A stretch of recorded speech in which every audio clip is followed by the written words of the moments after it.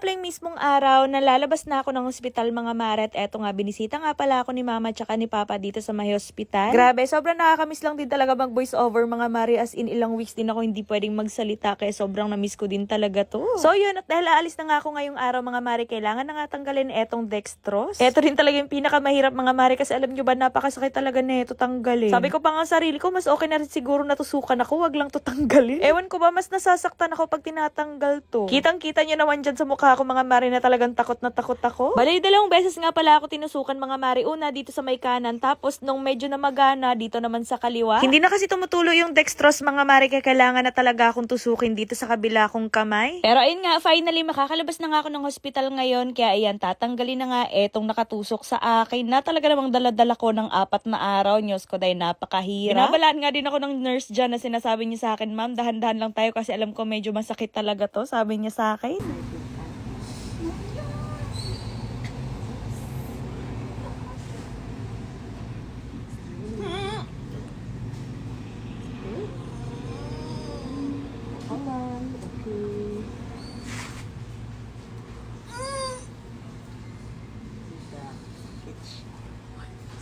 Pero masakit ang insertion.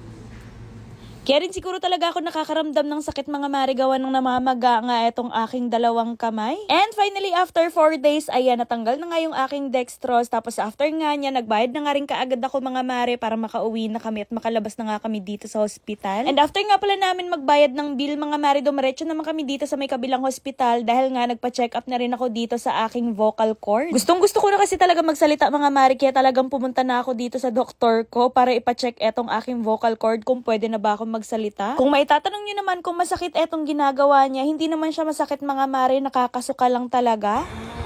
Very good.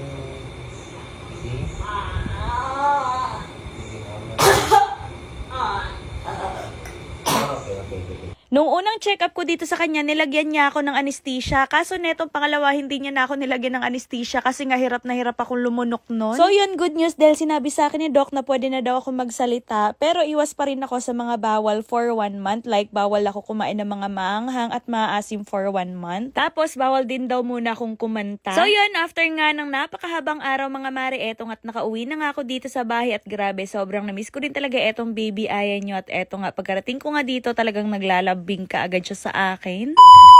Oops! Huwag nyo na muna escape itong video na to dahil sa video nga na to, tuturuan ko kayo kung paano manalo at maglaro dito sa may Apaldo. So dito sa may Apaldo guys, napakaraming yung nga palang games na pwedeng pagpilian.